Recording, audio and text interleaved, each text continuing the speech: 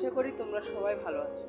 আজ তোমাদের জন্য নিয়ে এসেছি ষষ্ঠ শ্রেণীর ডিজিটাল প্রযুক্তি বিষয়ে নমুনা প্রশ্ন নিয়ে।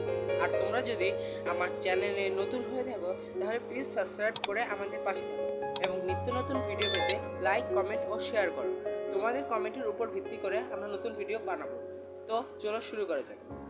এ হলো তোমাদের ষষ্ঠ শ্রেণীর ডিজিটাল প্রযুক্তি বিষয়ের নমুনা প্রশ্ন।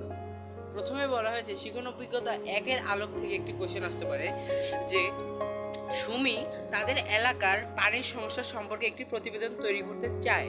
সে প্রথমে সমস্যার তথ্য সংগ্রহের জন্য এলাকার বাসিন্দাদের সাথে কথা বলে এবং বিভিন্ন উপযুক্ত উৎস খুঁজে বের করে।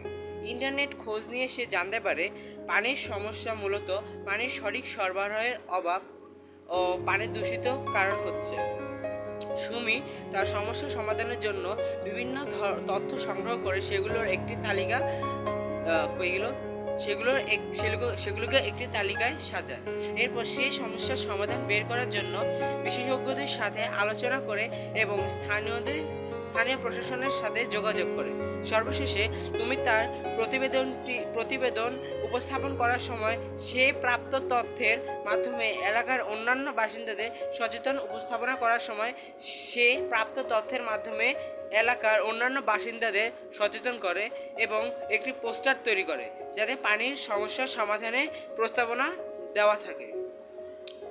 এই যে শিখন অভিজ্ঞতা একের আলোকে যেটি হচ্ছে একটি প্যারাগ্রাফ আছে সেখানে, তারপরে কাজ এক এটি হচ্ছে তোমাদের একটি একক কাজ।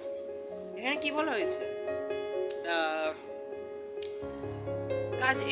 কাজ ক কি তুমি তার প্রতিবেদন তৈরির জন্য কোন কোন উৎস থেকে তথ্য সংগ্রহ করেছে সেটার উত্তর লিখবা। কাজ খ পানির সমস্যার প্রধান দুটি কারণ কি সেগুলো লিখবা।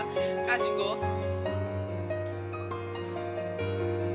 গ সুমি কিভাবে সমস্যার সমাধানের জন্য তথ্য সংগ্রহ করেছে সেগুলো লিখবে। কাজ গ সুমি সমস্যার সমাধান বের করার জন্য কার সাথে আলোচনা করেছে সেগুলো লিখবা। তারপরে কাজ অন্য নম্বরে যেটা রয়েছে সুমি তার প্রতিবেদন কিভাবে উপস্থাপন করেছে সেগুলো লিখবা। কাজ চ সুমি কিভাবে এলাকার বাসিন্দাদের সচেতন করেছে। কাজ ছ পানির সমস্যার সমাধান জন্য সুমির প্রস্তাবনা কী ছিল। আশা করি এই ভিডিওটির মাধ্যমে তোমরা অনেক উপকৃত হয়েছো। আর আমরা চূড়ান্ত প্রশ্ন হাতে পেলে অবশ্যই এই চ্যানেলে সেটা উত্তর সহ আপলোড করব। তাই চূড়ান্ত প্রশ্ন উত্তর পেতে আমাদের চ্যানেলটি সাবস্ক্রাইব করো। আল্লাহ হাফেজ।